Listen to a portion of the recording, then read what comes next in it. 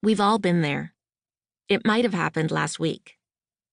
Picking up your son outside his middle school, you watched as he stood on the sidewalk while his classmates swirled around him, leaving for sleepovers, birthday celebrations, or impromptu parties that came together right under his nose.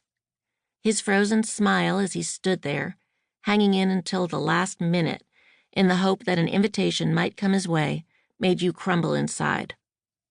As did the knowledge that, other than try to offer up an alternative weekend plan for family fun, which he would undoubtedly dismiss as just sad, there was nothing you could do to help. It might have happened last year. You bought your daughter a too expensive white Abercrombie dress for her 8th grade graduation because, she said, everybody was wearing one, and you knew how badly she wanted to fit in.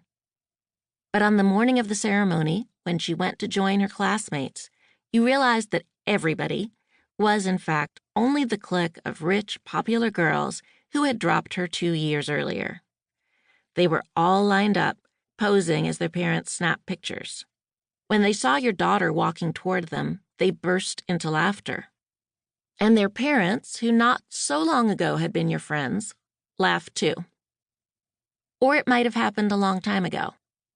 You walked into your 7th grade homeroom on the first day of school a couple of minutes late and saw that everyone was pushing desks together into friend group clusters. Your best friend was waiting for you, but now the two of you made just a lonely little desk dyad, and all your other friends seemed very happily to have moved on.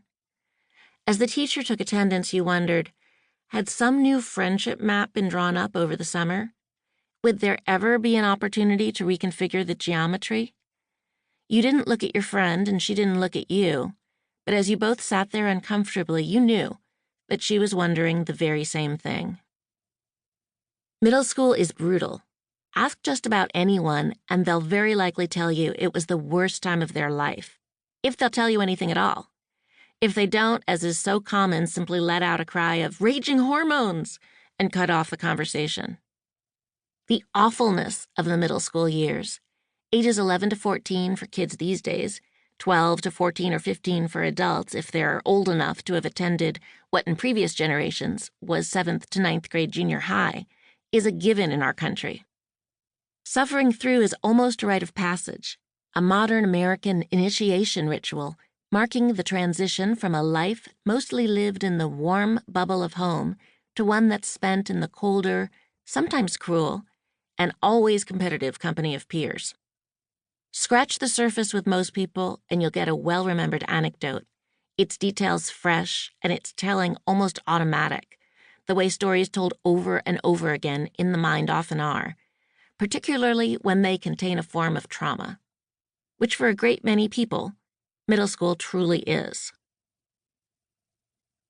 For a long time, I thought there was no greater pain possible than the agonies I'd experienced in 7th and 8th grade.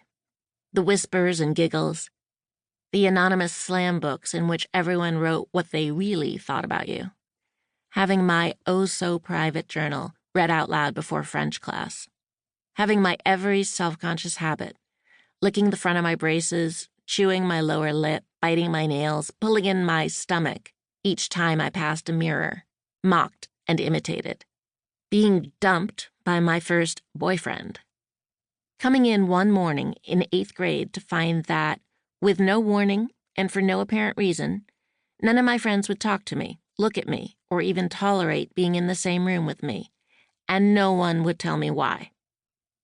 I can still remember how it felt, the ground disappearing beneath my feet. Not a single friendly face, not a word of recognition, much less reassurance. It was like one of those bad dreams where you're shouting and no sound comes out of your mouth. I felt utterly abandoned and completely powerless. I was in a black hole of pain, and it seemed like there was no outside to it.